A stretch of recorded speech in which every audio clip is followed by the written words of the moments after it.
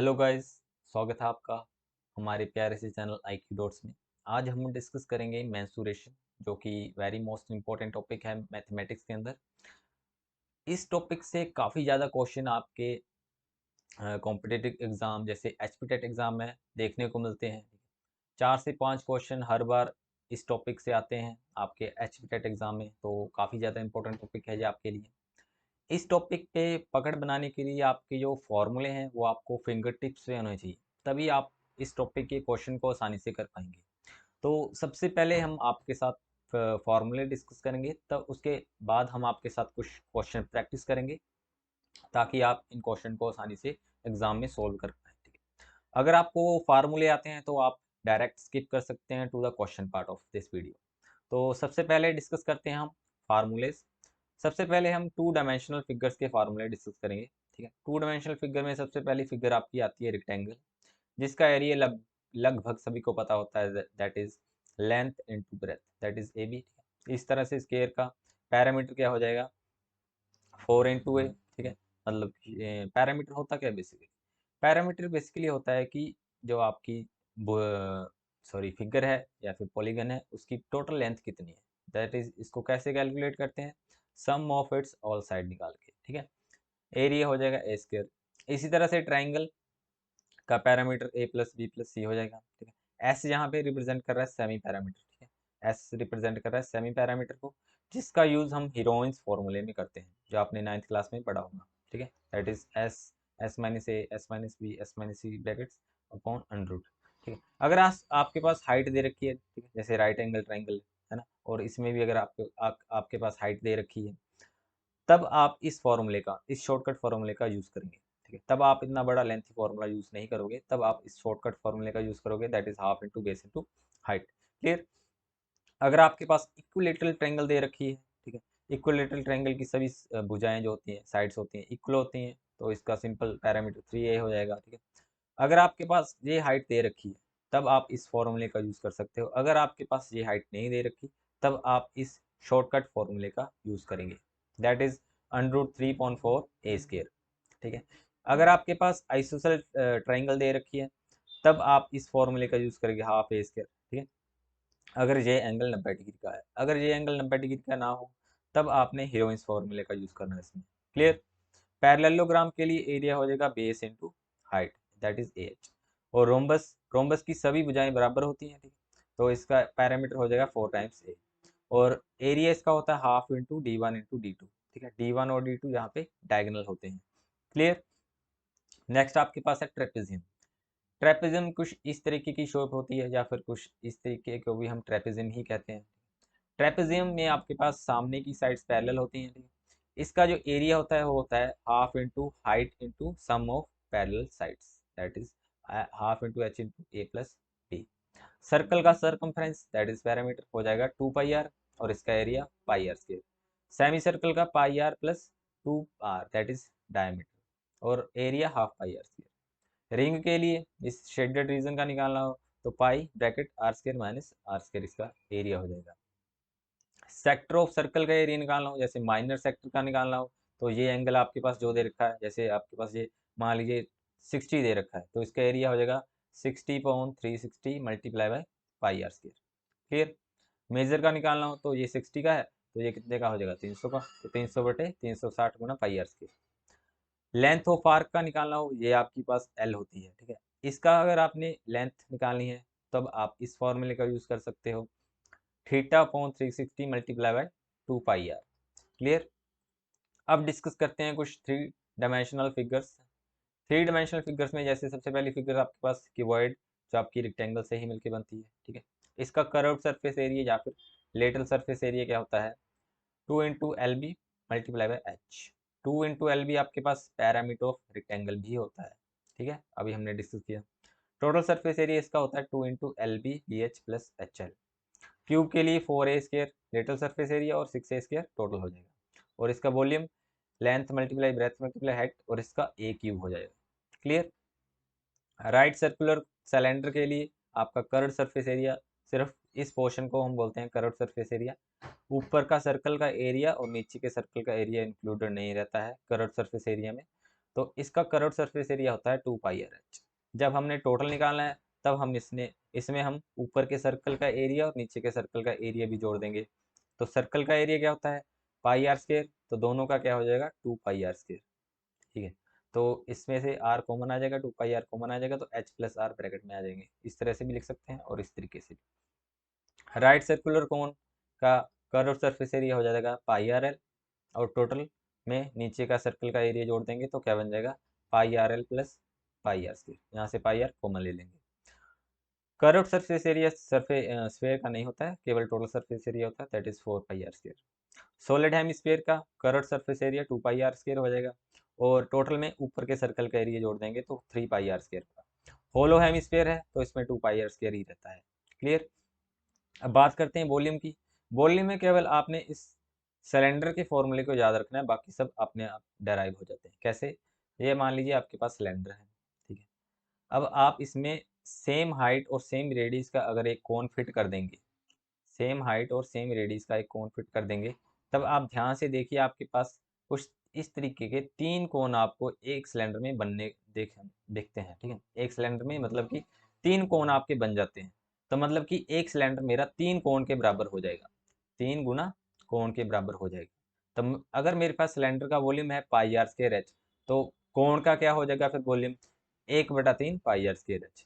Clear. इसी तरह से स्फेयर में आपके पास क्या होता है, स्फेयर को अगर मैं 4 हिस्सों में डिवाइड कर दूं और इसको री शेप बनाऊं, मैं रीकास्ट करूं, मतलब कि री शेप बनाऊं, तो इस तरीके से आपके पास 4 कोण जो है आपके पास स्फेयर में देखने को मिलते हैं। तो मतलब कि अगर आपके पास कोण का वॉल्यूम 1/3 πr²h है, तो स्फेयर का क्या हो जाएगा, इसको 4 से गुना कर दीजिए, 4/3 πr³ क्योंकि इसमें h तो होता नहीं है, ठीक है, सिर्फ केवल रेडियस ही होता है। तो 4/3 πr³ इसका वॉल्यूम हो जाएगा। इस तरह से हेमिस्फेयर के लिए, हेमिस्फेयर इसका आधा होता है तो इसको 2 से डिवाइड कर दीजिए, तो 2/3 πr³ इसका वॉल्यूम हो जाएगा। क्लियर। अब करते हैं क्वेश्चंस। जैसे फर्स्ट क्वेश्चन क्या दे रखा है, a metallic sphere of radius 3 centimeter is melted and recasted into the shape of cylinder of radius 6 centimeter. अब बोला है कि आपके पास पहले एक स्फीयर था, आपने उसको मेल्ट किया और रिकास्ट कर दिया इनटू ए सिलेंडर। अब इसको हमने इसकी हाइट निकालनी है। रेडियस इसका 6 दे रखा है और इसका रेडियस 3 दे रखा है। अब ऐसे क्वेश्चन को आपने कैसे करना है, ठीक है। ऐसे क्वेश्चन में जैसे भी आप किसी चीज को रिकास्ट करते हैं मेल्ट करके, तो हमेशा जो उसका वॉल्यूम है वो हमेशा इक्वल रहता है। ठीक है, वॉल्यूम दोनों फिगर्स का इक्वल रहता है। तब अब हमने वॉल्यूम कंपेयर करना है। तो स्फेयर का वॉल्यूम अभी हमने पढ़ा 4/3 πr³। क्लियर। सिलेंडर का वॉल्यूम πr²h। अब पाई से पाई यहाँ पे कट जाएगा, ठीक है। अब 4/3, स्फेयर का रेडियस कितना दे रखा है 3, तो 4/3 गुना 3 गुना 3 गुना 3, और यहाँ पे रेडियस की वैल्यू 6 गुना 6। हाइट हमने कैलकुलेट करनी है, तो 3 से 3 कट गया, 3 दूनी 6 ये कट गया, 3 दूनी 6 ये कट गया, 2 दूनी 4, 4 से 4 कट गया, तो हाइट कितनी आ गई मेरे पास 1। तो मतलब कि ऑप्शन थर्ड यहाँ पे राइट आंसर हो जाएगा 1 सेंटीमीटर। क्लियर। आप कोशिश करिएगा इन क्वेश्चन को स्वयं से करने की, तब आपको पता चलेगा कि आपकी कितनी तैयारी है एग्जाम के लिए। नेक्स्ट क्वेश्चन है, water in a canal 6 metre wide and 1.5 metre deep is flowing at a speed of 4 kilometre per hour. How much area will irrigate in 10 minutes if 8 centimetre of standing water is needed for irrigation. तो water in a canal किस तरह की shape दे रखी है, cuboid shape दे रखी है, ठीक है, इस तरह की क्यूबॉइड शेप दे रखी है आपकी कैनाल की, ठीक है। अब इसकी विड्थ हमारे पास कितनी दे रखी है 6, हाइट कितनी दे रखी है 1.5, ठीक है। अब लेंथ कितनी दे रखी है, 1 घंटे के लिए लेंथ दे रखी है 1 आवर के लिए 4 किलोमीटर, मतलब कि 4000 मीटर 1 घंटे के लिए लेंथ, ठीक है। 1 घंटे के लिए लेंथ कितनी है 4000, लेकिन हमें चाहिए कितनी, हमें तो 10 मिनट के लिए चाहिए। 1 घंटे में 60 मिनट होते हैं, मतलब 60 मिनट के लिए लेंथ आ जाएगी 4000 मीटर, लेकिन हमें तो 10 मिनट के लिए चाहिए ना, तो 10 मिनट के लिए लेंथ कितनी आ जाएगी 4000/6, ठीक है। अब हमने इसका वॉल्यूम कैलकुलेट कर लेना है, ठीक है। जितना वॉल्यूम इस पानी का होगा, ठीक है, इस नहर में पानी का होगा, उतना ही पानी तो हमारे खेत में लगेगा। तो मान लीजिए ये आपके पास खेत है। अब बोला है कि खेत में मेरे पास 8 सेंटीमीटर पानी स्टैंडिंग फॉर्म में चाहिए, ठीक है, 8 सेंटीमीटर पानी स्टैंडिंग फॉर्म में चाहिए, मतलब कि मेरे पास हाइट कितनी आ गई 8 सेंटीमीटर। ठीक है। और मेरे पास इसका एरिया मुझे कैलकुलेट करना है। अब इन दोनों का वॉल्यूम इक्वल होगा, दैट इज इसका वॉल्यूम क्या हो जाएगा, length 4000/6, breadth 6 × 1.5 is equal to इसका वॉल्यूम कितना हो जाएगा फिर, area into volume, sorry height, that is 8 centimetre. ठीक है, इसको कन्वर्ट कर लेंगे सेंटीमीटर से मीटर में, तो 8/100 हो जाएगा जी। अब जहाँ पे 6 से 6 कट गया, 0 से पॉइंट कट गया, ठीक है। और यहाँ पे 8 से 40 कितनी बार में कट जाएगा, 8×5 = 40, तो 50 बार में कट गया। तो क्या बचा मेरे पास एरिया, एरिया फिर कितना आ जाएगा, 50 × 15 में × 100, तो 15×5 = 75 और 3 0, तो 75,000 मेरे पास आ गया। तो ऑप्शन फर्स्ट आपके पास यहाँ पे राइट आंसर हो जाएगा, 75,000 स्क्वायर मीटर एरिया।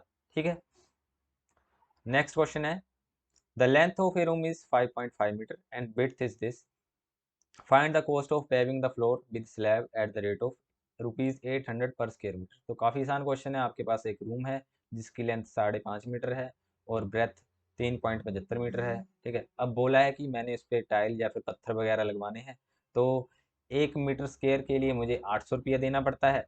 तो इस पर्टिकुलर एरिया के लिए कितना देना पड़ेगा, तो सिंपल लेंथ इंटू ब्रेथ कर लेंगे।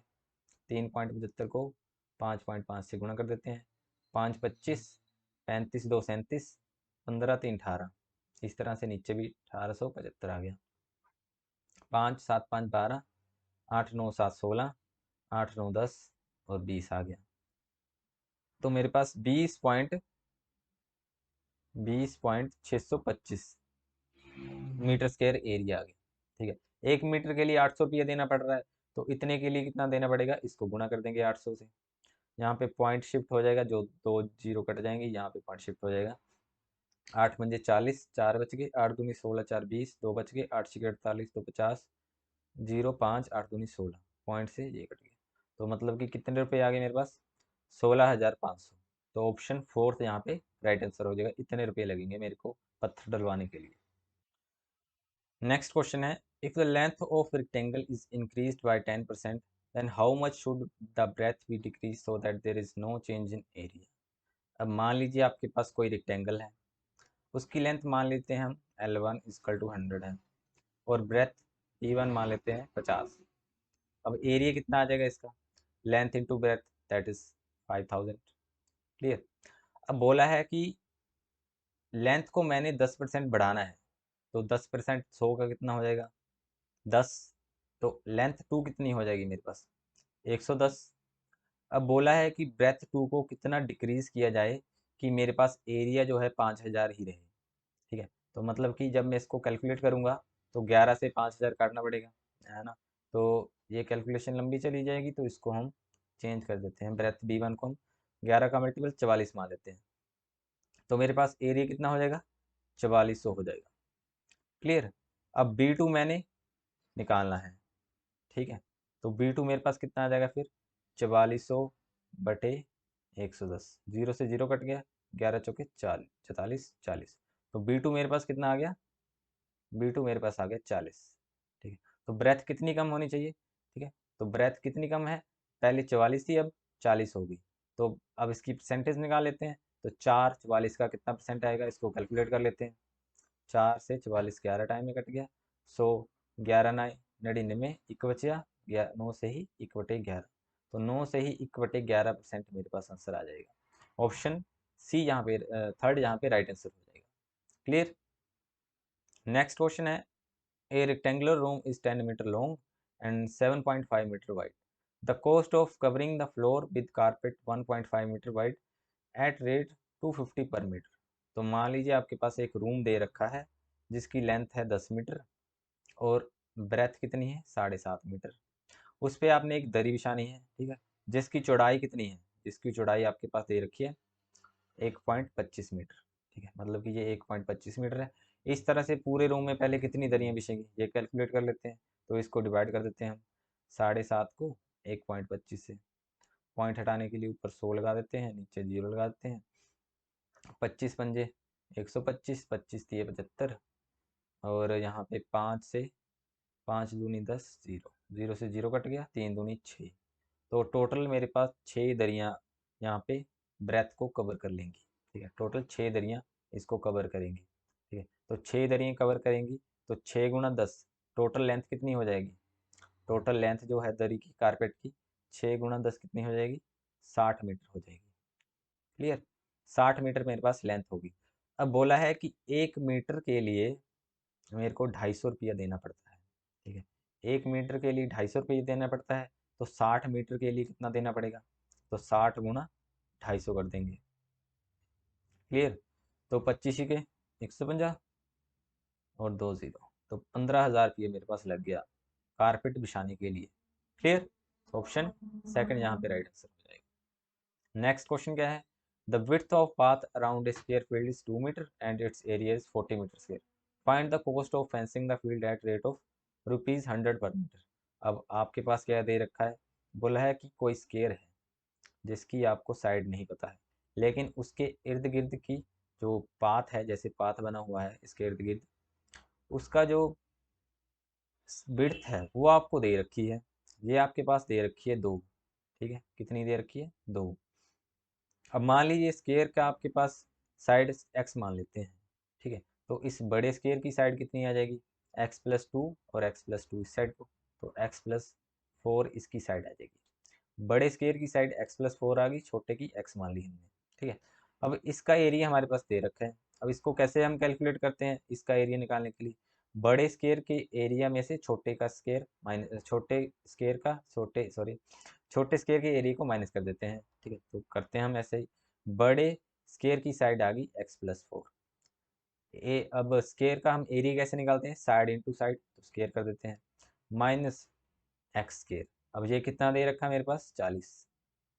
तो यहाँ पे a+b का होल स्क्वायर लग जाएगा, X square plus 4×4 = 16 plus 4×2 = 8x minus X square is equal to 40 हो जाएगा। एक्स स्क्वायर कट गया, 16 उस साइड जाके माइनस हो जाएगा, तो 8x मेरे पास कितना आ गया? 24। 8 थी 24, तो x मेरे पास कितना आ गया? 3 आ गया। अब मैंने क्या निकालना है? Cost of fencing. ठीक है, तो मतलब कि ये मेरे पास साइड आ गई 3, तो इसके चारों ओर मैंने फेंसिंग करनी है। ठीक है, तो मतलब कि मुझे पैरामीटर पता होना चाहिए, तो इसका पैरामीटर क्या आ जाएगा? 4×3 दैट इज 12। अब बोल रहा है कि 1 मीटर के लिए 100 रुपये लगता है, तो 12 मीटर के लिए कितना लगेगा? सिंपल 1200। तो ऑप्शन फर्स्ट यहाँ पे राइट आंसर हो जाएगा। नेक्स्ट क्वेश्चन है, a wire is bent to form a square of side 22 centimeter. If the wire is rebent to form circle then the radius. Simple है, आपके पास कोई वायर थी, आपने उसको फॉर्म करके एक स्क्वायर बना दिया जिसकी साइड आपके पास 22 है। अब बोला फिर से मैंने उस वायर से क्या बना दिया? एक सर्कल बना दिया। ठीक है, तो वायर की लेंथ तो सेम ही रहेगी। ठीक है, उसमें तो कोई चेंज नहीं आएगा, तो मतलब कि दोनों का सरकमफ्रेंस या फिर बोले पैरामीटर इक्वल हो जाएगा। अब स्क्वायर का पैरामीटर होता है 4 into side that is 4×22 is equal to, इसका सरकमफ्रेंस कितना होता है? 2πr that is 2×22.7। रेडियस हमने निकालना है इसका, 22 से 22 कट गया, 2×2 = 4, तो 7×2 = 14। आर कितना आ गया? 14। तो ऑप्शन सेकंड यहाँ पे राइट आंसर हो जाएगा। क्लियर? नेक्स्ट है, the parameter of rhombus is 148 centimetre and one of its diagonal is 24 centimetre. The area of rhombus is. अब दे रखा है आपके पास एक रोम्बस है। ठीक है, रोम्बस दे रखा है, ये रोम्बस बना दिया मैंने।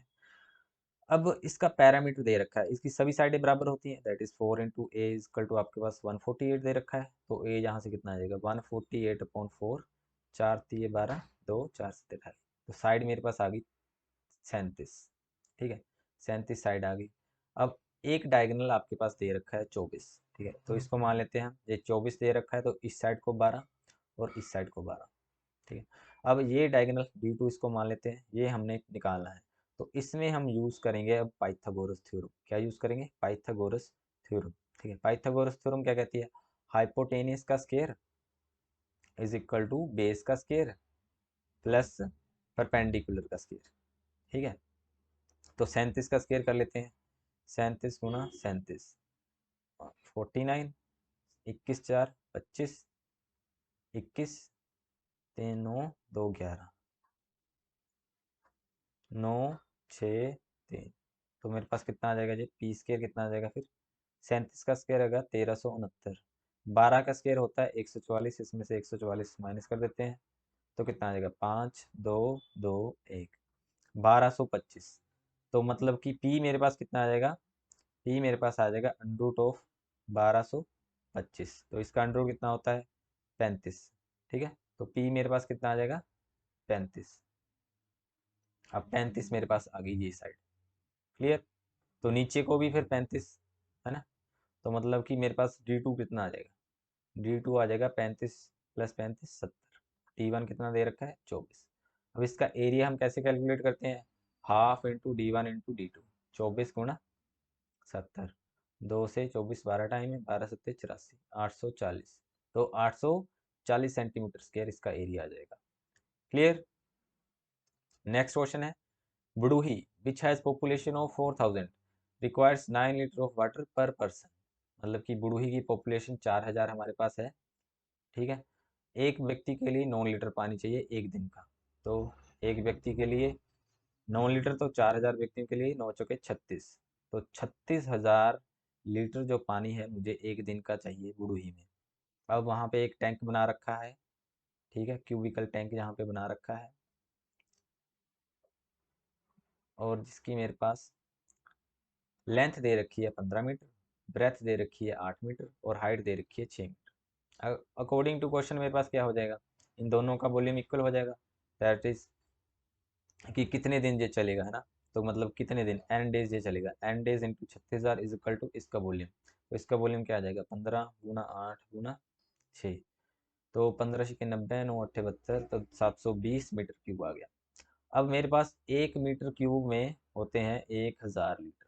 कितने होते हैं 1000 लीटर। तो 720 में मेरे पास कितना आ जाएगा ये, 720 और 3 जीरो लीटर। ठीक है, तो नंबर ऑफ डेज मैंने निकालने हैं, तो सिंपली इसको हम डिवाइड कर देते हैं 36,000 के साथ। ठीक है, 3 जीरो से 3 जीरो कट गई, 36 दूना 72, तो 20 दिन। तो कितने दिन चलेगा इस टैंकी का पानी, पूरा भरा हुआ है जो पानी के साथ, 20 दिन चलेगा। क्लियर।